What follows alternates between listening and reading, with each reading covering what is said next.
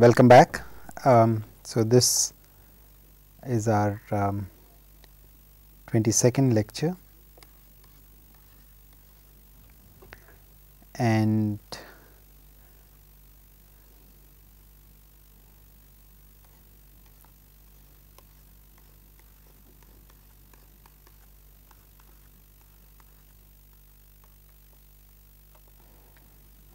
just give a title to our lecture. I am going to call this the MPF problem. So, as I mentioned last time, what we are basically going to do is continue our discussion of the GDL. Now, in the last class what we did, so let us very quickly recap. So, I first explained what D free was, then I actually looked at how the distributive law could be used to reduce the number of computations.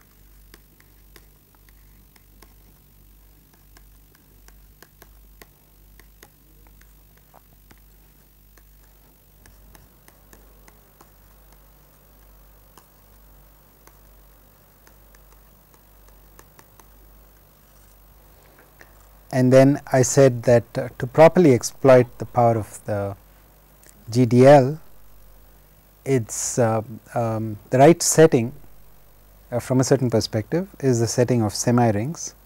So, we introduced the notion of a semi-ring and we looked at some examples.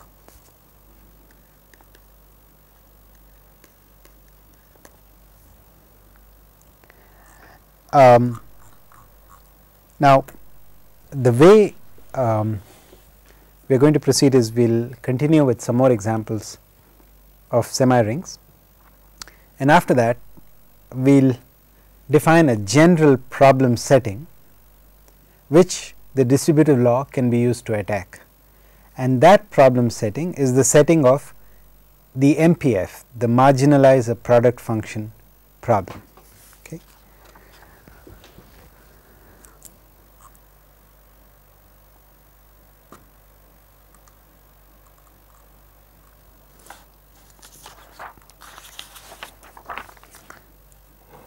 So, let us begin by calling this further examples of the semi-ring.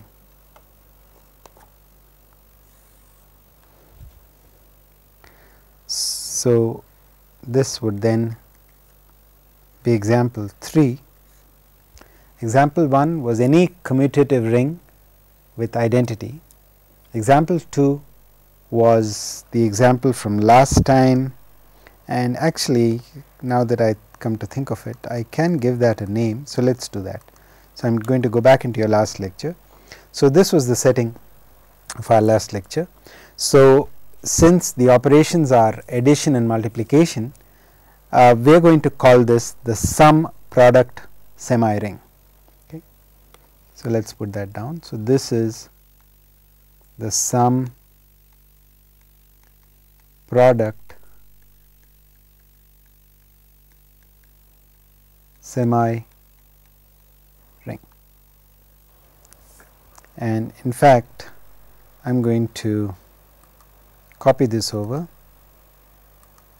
to our next current lecture.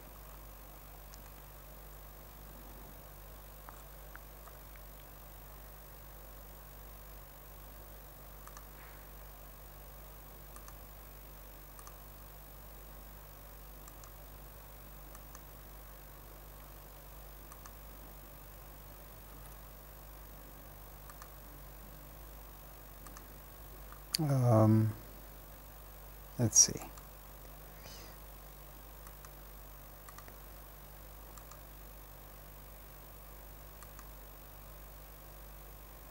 Okay. So,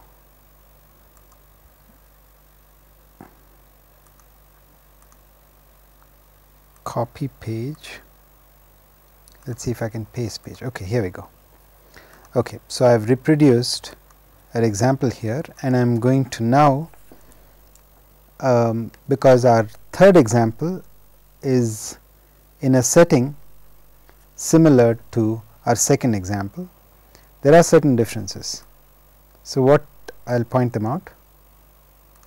So, here the two operations are max and product. So, just like we had sum and product. So, this is max and product, and again in this case the range is going to be 0 to infinity, and again for the same reason, because the quantities that we are evaluating are going to be scaled probabilities. So, we will put down max and we will put down product, and not surprisingly this semi ring is called the max product semi ring. Again the range is 0 to infinity, and if we check to see if all the axioms are satisfied. So, we go down the list. Again let us correct this so that we have max, under max, is it closed? That is, if you take max of two quantities and each of the two quantities is a real number between 0 and infinity, will that also be a real number between 0 and infinity? And that is obviously the case. So, that property is satisfied. Similarly, you can check that the associative property is satisfied. How about the identity element? So, if you take the max of two elements and you want that the second element always win, then what should be the first element for this to happen, because that is the definition of an identity. Okay. So, let us just write. So, the identity under the max operation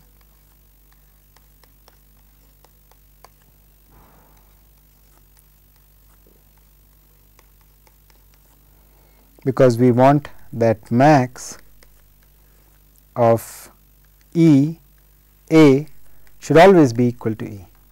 So, the question is, in this set from 0 to infinity, which real number can play that role, and you can see that that role can be played by 0. Okay. So, it is the same as the additive identity, that is, if you compare 0 with anything else, the other number is going to win in the max. So, that means it is preserved. So, that means 0 serves as the identity element. So, for this reason we also have that it is closed under addition the max associative identity. It is commutative because it does not matter when you take the max whether it is A, B or B A. Under product, we have already seen that these conditions are satisfied. So, and the distributive law. So, that only remains to see does the distributive law hold. Okay. So, let us okay. So, that was just the identity element, and now let us check how about the distributive law.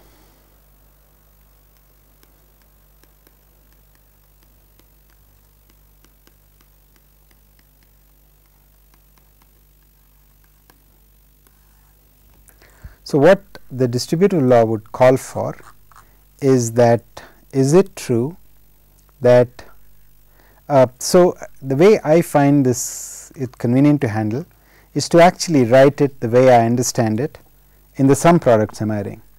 So, it is A times B plus C is equal to A B plus A C, and this is in the sum product semi ring.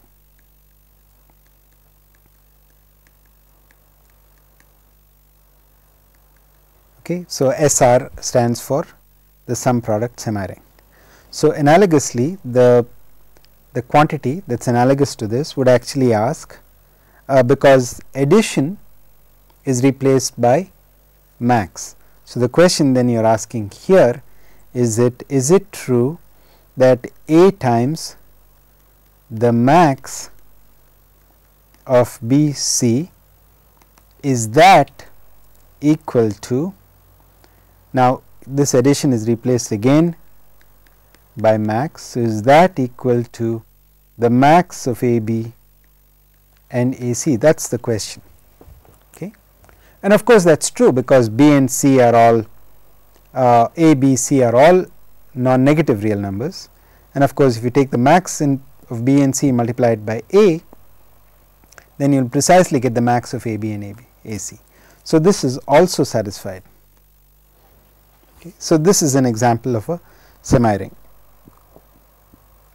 Now, our last example, and later on I will give you a reference which has many other examples of semi-rings as well. So, our last example is that, and perhaps what I will do here is, once again, since this has been helpful, I am going to copy this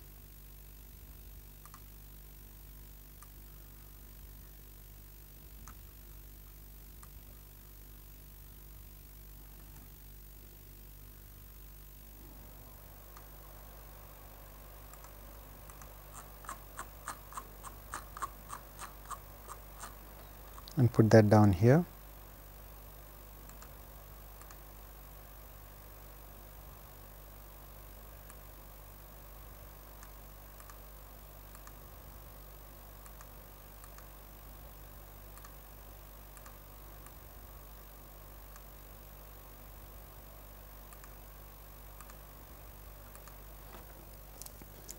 So, this then is our example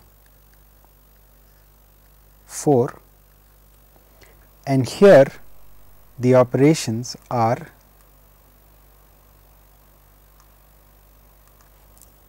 here you are going to work with R, the min and the plus, and so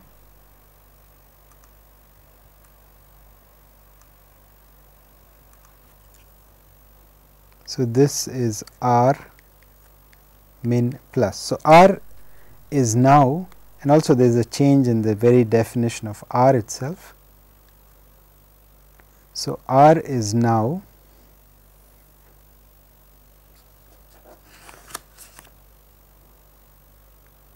the interval between minus infinity and plus infinity, but including plus infinity. Okay.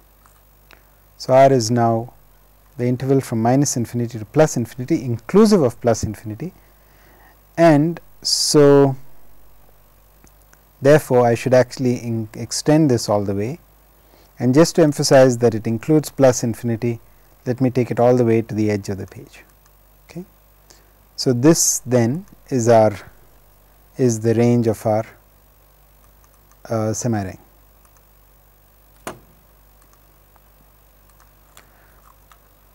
Now, let us as before check to see if the axioms are satisfied. Under minimum, is it closed? That is, if you take the min of two elements and both of them are on the extended real line, meaning that I am including the point at infinity. If I do that, then is it closed? And of course, it is. So, that is actually valid. So, that is fine. Associative, you can check the identity element. So, what would be the identity element? So, what we are looking for in an identity element is we are looking for an element having the property that min of min of E and any element will actually give you back that element. Okay. So, it is not hard to see that that role is played by plus infinity. So, plus infinity plays the role that 0 played in the other semi-rings. It is the additive identity. Okay. So, that is one thing that we had to check. It is commutative because it does not matter in which order you take when you take the min operation. The second operation is the sum. So, this is not this is no longer the product, it is the sum. So, this for this reason this ring is called the min sum semi-ring.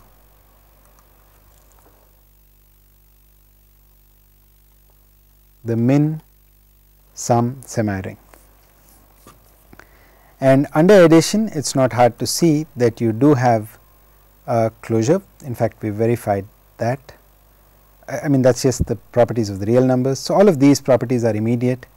The identity element under plus is still 0. Okay. So, the two identity elements which in the sum product are 0 and 1 are here plus infinity and 0, okay, but you still do have these. Then the question is as before is it true that the distributive law holds? Okay. So,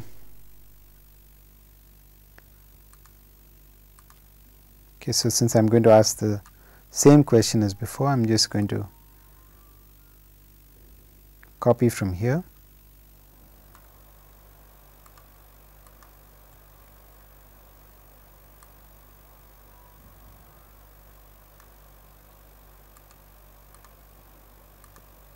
So, the question is, does the distributive law hold?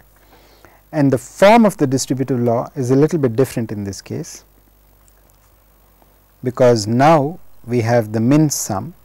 So, the addition is the min and this is the, so here this is going to look different.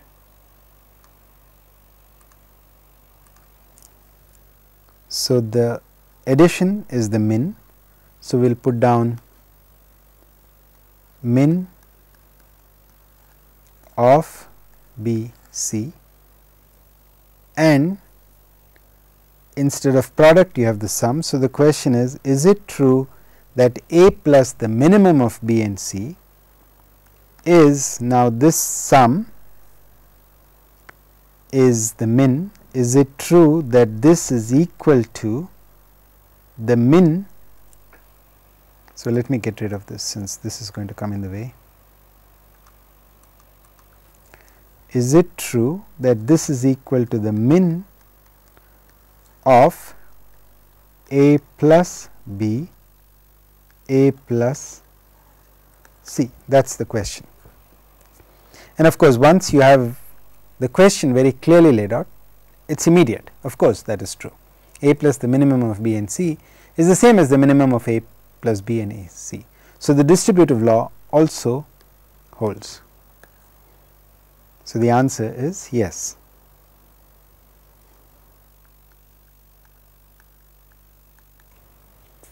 Okay, so, we have our third semi-ring. So, now we have seen 3 examples of semi-rings apart from the usual examples which come from rings.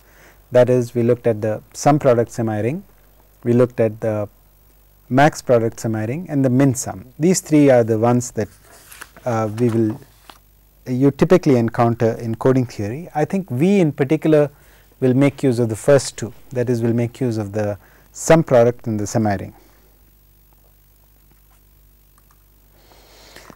Now, I mentioned at the outset, in fact that was the title of our lecture. The title of our lecture is the MPF problem. So, we will get to that now. The MPF problem.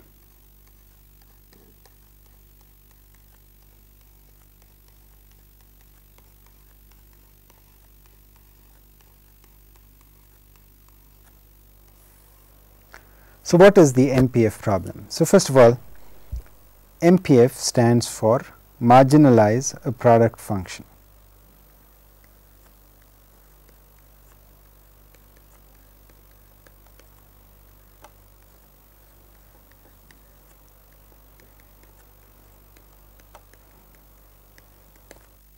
And the meaning will become clear once we look at some examples. So, the setting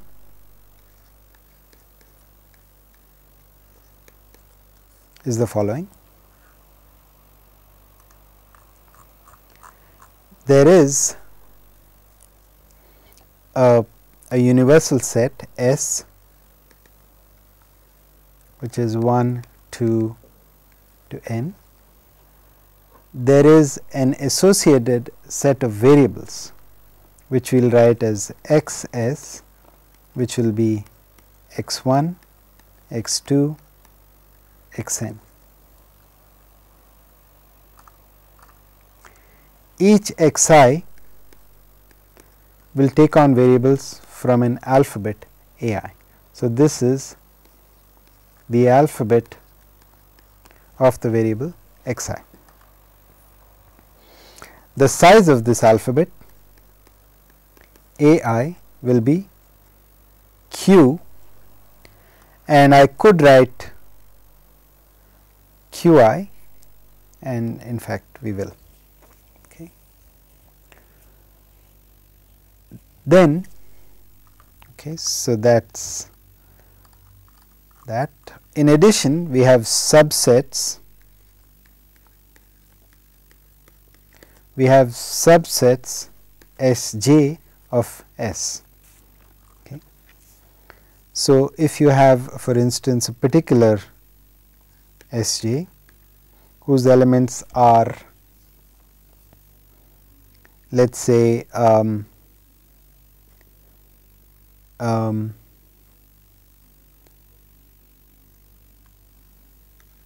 I 1, I 2 to some I sub n sub j, then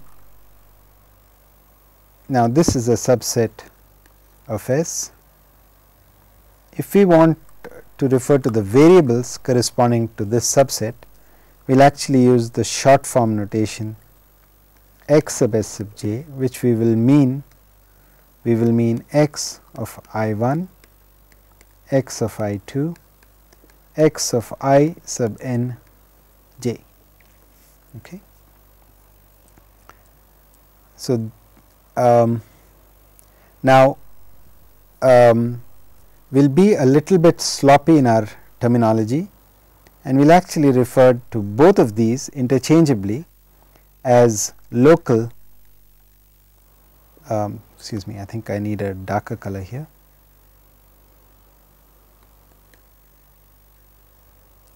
So, let us pick this. So, we will refer interchangeably to these as local domains.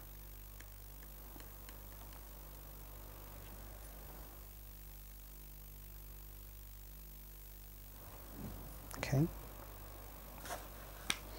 And if I want to refer to the alphabet associated to, let us say, this local domain, then I will accordingly use the notation. So, A sub S sub j is the alphabet from which x sub S sub j is drawn. Now, it may look a little bit confusing, the notation, but as we look through examples, it will actually turn out that it is not complicated at all. And similarly, if we want to refer to the size of this alphabet, we will simply write q sub S sub j. Now, okay, so let us just recap that. So, what we have is a universal set, and you can think of this as a set of subscripts, a universal set of subscripts. You have a set of variables, in some sense the universe of all variables, and there are n, little n variables in all. Each variable takes on values from its own alphabet. The size of the alphabet is q I for the ith variable. Then we also have subsets of S, which we will call local domains, and the total number of them is actually m. So, let me put that down here. So, j varies between 1 and m. So, there are m of these subsets, and we have introduced some notation to talk about the alphabet of the associated subset of variables. We are going to call them local domains. So, this is the alphabet of the jth, this is the alphabet of the jth local domain, and that alphabet has this size. We are almost done with the description of our setting. We also have what are called local kernels associated with each local domain x s j is a local kernel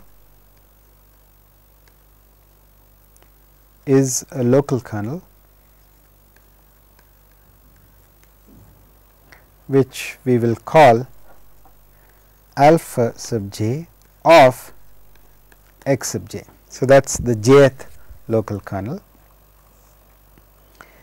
And what does this do? So, this alpha sub j maps x sub j onto R.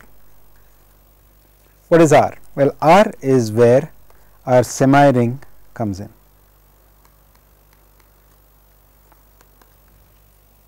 Okay, so, the values of alpha are in some semi-ring R. To begin with, you can think of it as the max product semi-ring, that is, it is the set of all non-negative real numbers, and the operations of the semi-ring are the usual addition and multiplication. Then there is something called the global kernel.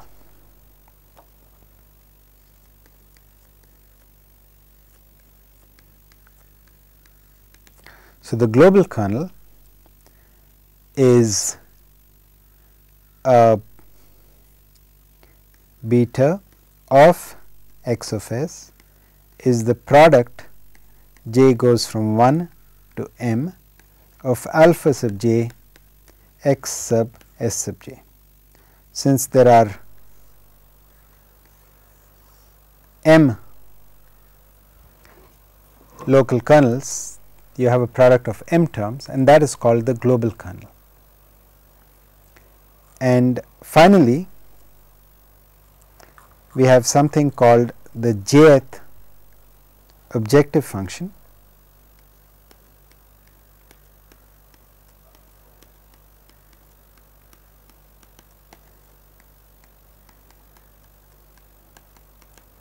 so the jth objective function is beta sub j of x sub j. What is that? This is simply the marginalization. Okay, so I think that's looks a little cramped there. So let me write this out on the next. We'll write it out on the next page.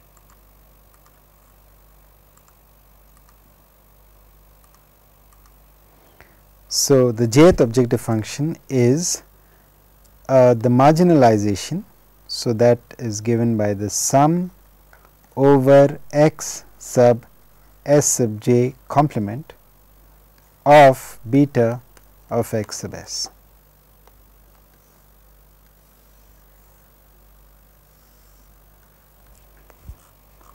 Now, what does s sub j complement means? This is simply the set of all elements in S. So, it is the set theoretic complement. So, it is just all the elements in the universal set S apart from those in S sub j. Now, why is this called a marginalization? It is called a marginalization because just like when we deal with probability. Okay, so, let me just make a slight detour. So, in probability, when we write that p of x 1 is equal to the sum over x 2 of p of x 1 x 2, then that is an instance of marginalization in probability theory. Okay. So, since let me just do one thing, since this is really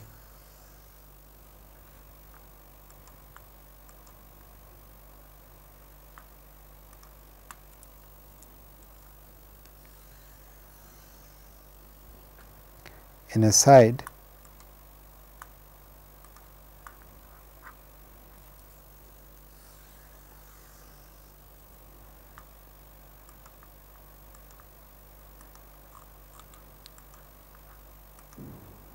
let me put it on the next page and just say put this down as an aside.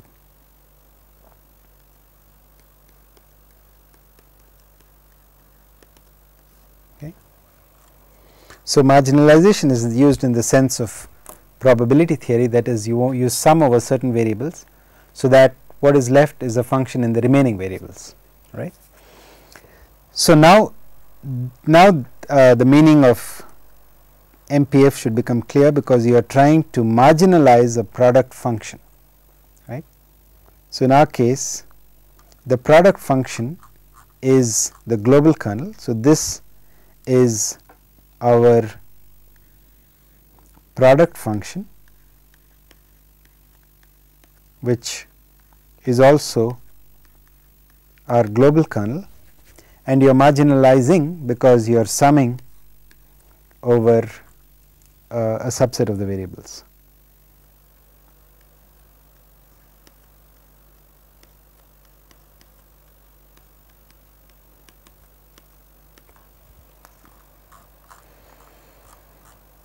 And again you have as many objective functions as there are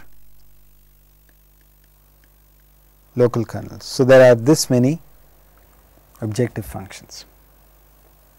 Now, that might seem like a lot to absorb in terms of notation, and that is true, but I think once we get to examples it will all become clear. So, here is our first example.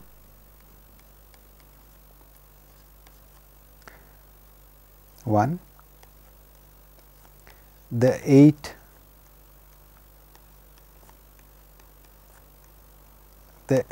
dimensional Walsh Hadamard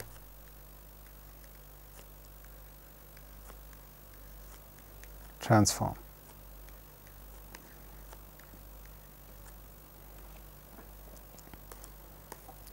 Now, the Walsh Hadamard transform is similar in nature to the discrete Fourier transform.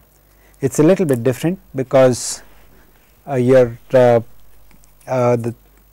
different set of functions are involved, but the Walsh functions do turn up in several settings. For example, in your CDMA, you know that whenever you take a Fourier transform, the discrete Fourier transform, basically what the discrete Fourier transform does is that it takes a time function, multiplies it by a unitary matrix, which is the Fourier transform.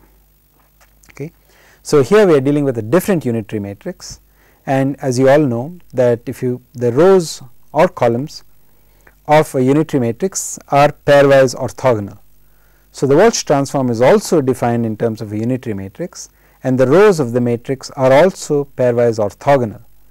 The matrix is particularly simple in nature because it consists of only plus and minus ones, and it is these functions that actually show up in the IS-95 CDMA original IS-95 CDMA system, because there these functions were what kept separate the signals of the different users on the downlink. Okay. So, with that as motivation, let me write down the expression for the Walsh transform. So, the transform carries out the following computation. It says that f of x4, x5, x6 is the sum over x1, x2, x3 of little f of x1, x2 x3 times minus 1 to the x1 x4 minus 1 to the x2 x5 minus 1 to the x3 x6. So, this is the computation that it actually carries out, and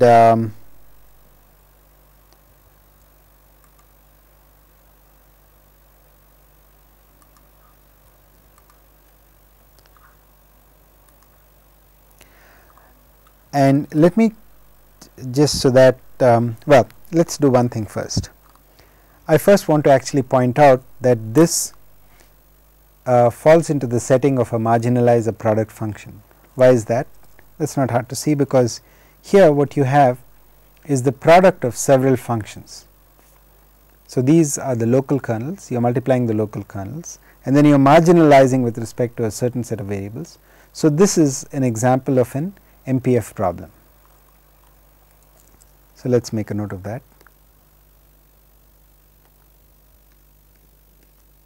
This is thus an example of the MPF problem. So, how is it an example? So, here your universal set is just 1, 2, 3, 4, 5, 6. So, x sub s is therefore x1, x2, x3, x4, x5, x6. Okay, so, this is your universal set and the corresponding local domain.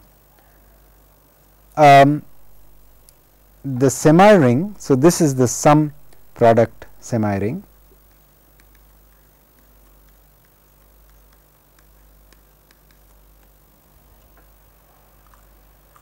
I have to be a little bit careful here, I am sorry. So, here in fact this is not quite the sum product semi ring, because the values can take on negative values. So, in fact this semi ring is just the field of all real numbers.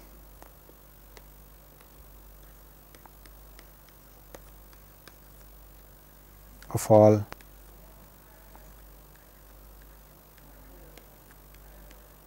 and as so this is just nothing but R with a double vertical bar, and then so it remains to identify the local domains. So, going back to this expression here, you can see the local domains. So, one domain is, so this is typically what you do in practice. You are presented with a certain computation, and then what you would have to do is you would have to actually translate it to the setting of an MPF problem and then go about solving it. Now, we have not come to the part where we actually try to solve it. So, we are trying to now make the connection between this and the MPF setting. So, this is marginalization, this is the product function. So, therefore, these must be the local kernels. There is a kernel x1, x2, x3, x1, x4, x2, x5, x3, x6.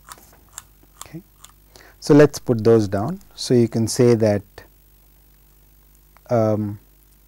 S1 is 1, 2, 3, x S1 is x1, x2, x3, S2 is 1, 4, x of S2 is x2, x4,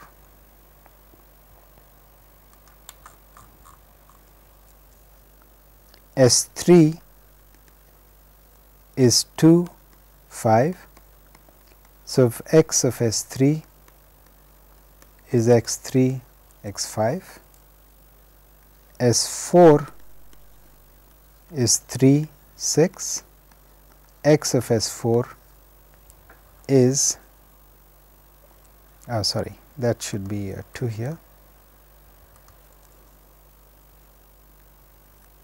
This is x3, x6. Okay. So, we have got 4 local domains right now.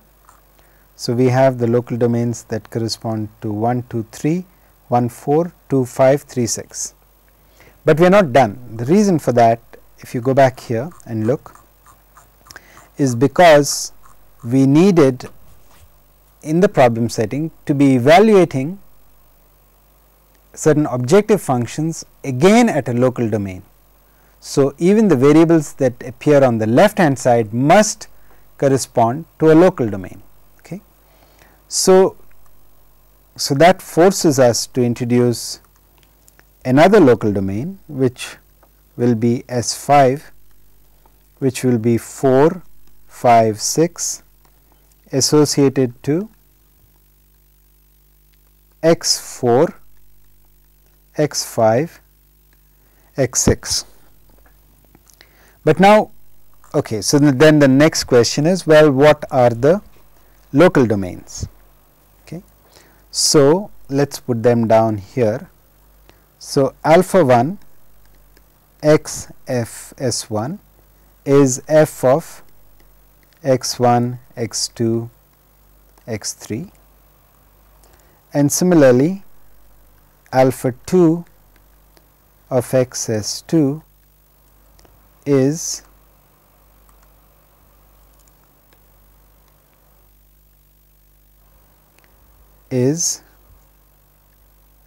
minus 1 to the x 2 x 4. Okay.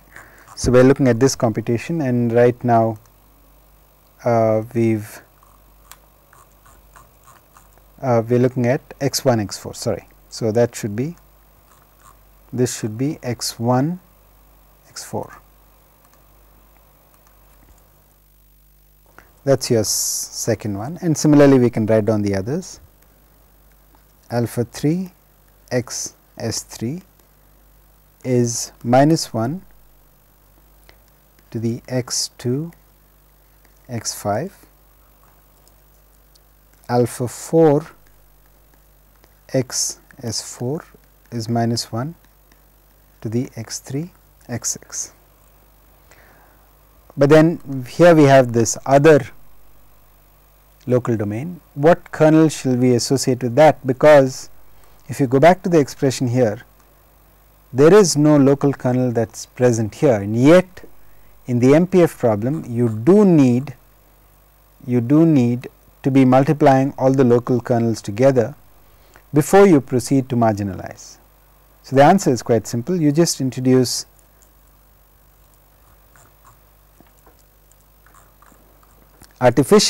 somewhat artificially a local kernel, and you say that alpha 5 of x s 5 is just 1. Okay. So, now so this way you have not affected the product, and yet it now satisfies the property that you have the left hand side variables also, collection of variables also as a local domain. Now, it is perfectly in the setting of an MPF problem. Okay. And again, in going through these examples, what we are going to do right now, our objective right now is a little bit limited.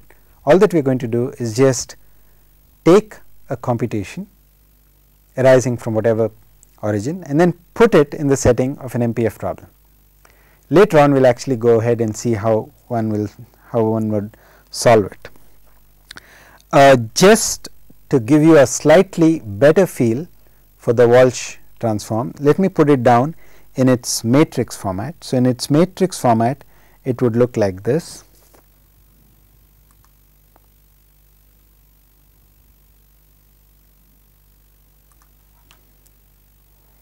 It would actually, you would have at the heart, you would have an 8 by 8 matrix.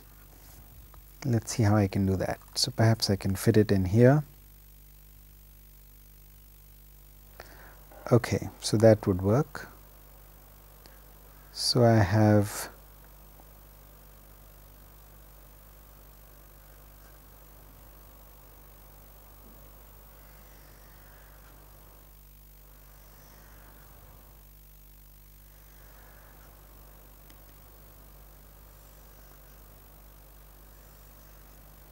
so it would be a computation like this,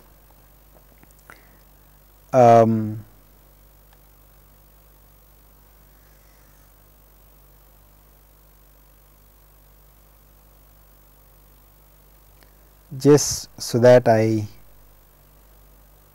okay, so never mind. So, on the right hand side I will have the various values of the function f. So, I will have f of 0 0 0, f of 0 0 1, f of 0 1 0, f of 0 1 1, all the way down to f of 1 1 1. And that reminds me that I forgot to tell you something that was important, namely that these variables, the alphabet of the variables is something that I forgot to actually tell you. So, let us see if I can insert a page and fit that in here. Okay. So, as far as alphabets go,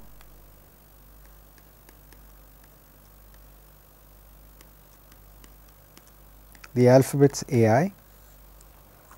So, each alphabet AI is just the binary alphabet 0 1. So, the same the alphabet is the same for all I between 1 and m, and of course, the size of each of these alphabets is 2. Okay, so, that is as far as alphabets go. So, that is the reason when I am writing down a matrix version of this computation, I have all these zeros and ones over here, and here on the left hand side what I am going to be computing are f of 0 0 0, f of 0 0 1 down to f of 1 1 1. In the middle I have what is called the Walsh matrix or Hadamard matrix,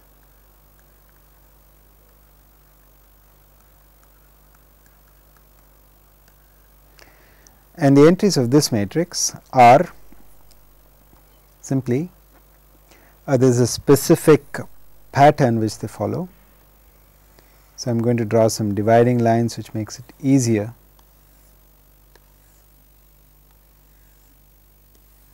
Okay. So, it turns out that the entries are 1 1 1 minus 1, 1 1 1 minus 1, 1 1 minus 1, minus 1 minus 1 minus 1 1, and so on.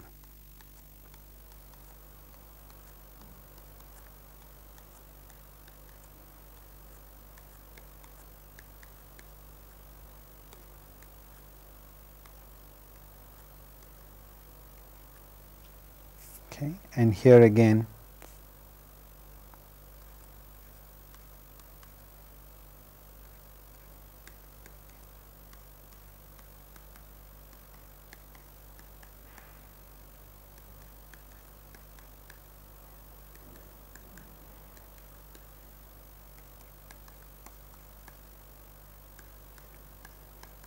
okay. So, never mind how I actually obtained these entries. There is a simple pattern. If you stare at it, you will figure it out. The reason I just wanted to introduce this was simply because if you replace each one with a pulse train, okay, with a pulse train, a pulse with positive height and a minus 1 with a pulse of negative amplitude, then you will get the Walsh functions that are employed in CDMA. So, for example, so this is purely for motivation, we will not be using this. So, let me take this last Walsh function that I have here, then this would be associated with a pulse train, and that pulse train will go positive, then negative, and then again go positive, negative, positive,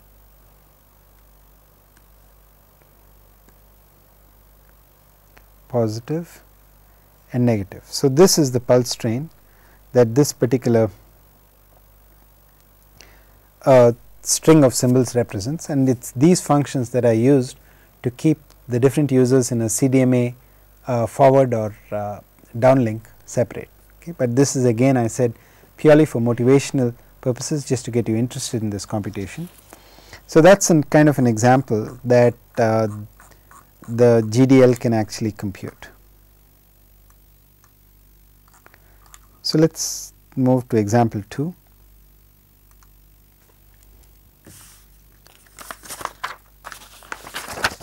Example 2 is an example from coding theory.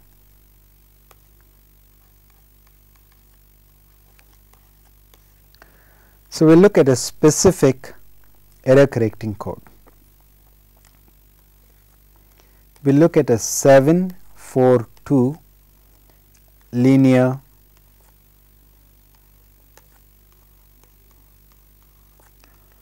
block code, and we'll specify it in terms of its parity check matrix. So the parity check matrix H of this code will be given like this.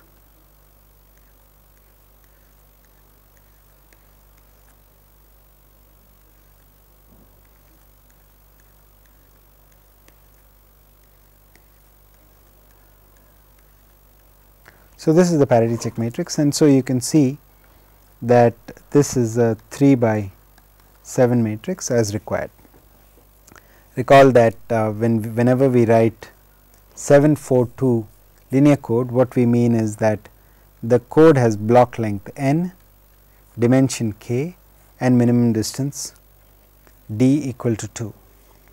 Now, if you still remember some of the example codes we looked at earlier on, you might say, okay, this is a 742 code, but don't I remember you telling us or showing us a Hamming code whose parameters were 7, 4 and 3, which means that the Hamming code in relation to this code, which I am showing you now, has the same block length 7, the Hamming code has the same dimension, which is 4.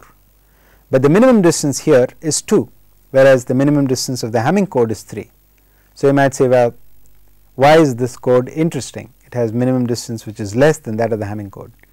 And in fact, that is typical of this of the way coding theory has gone in recent years, because the emphasis has gone away from trying to find the code that is structurally the best to one that is easier to decode.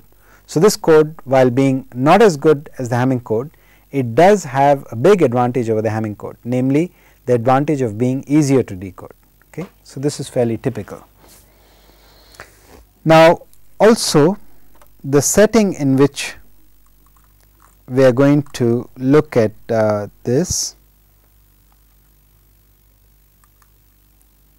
code is that of the binary symmetric channel. So we are going to assume a binary symmetric channel, which we can view in one of two ways. Either we can view it like this, input 0 1, output 0 1 with crossover probability epsilon, or we can also view it as one in which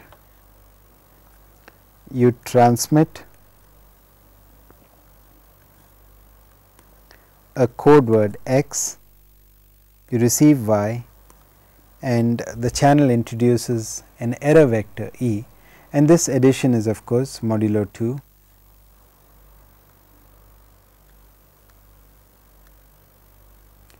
and addition here is modulo 2.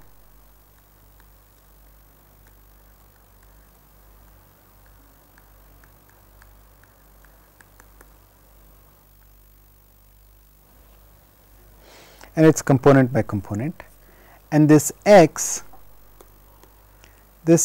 actually is drawn from our code. Okay, so script C stands for the code.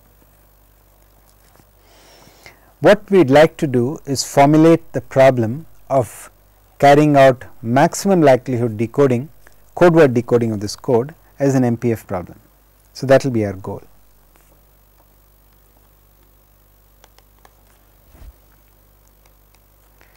Formulate the maximum likelihood decoding, and I should say perhaps I shall let me spell this out just to eliminate any confusion. Formulate the maximum likelihood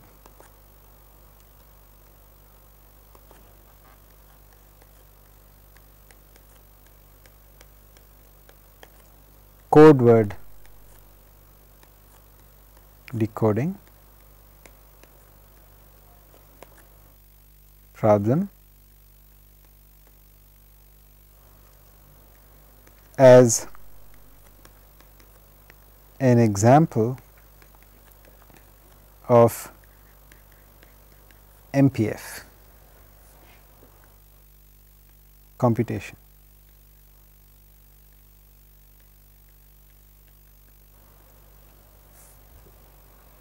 Okay. So, I think we just have a couple of minutes left, so perhaps I will summarize.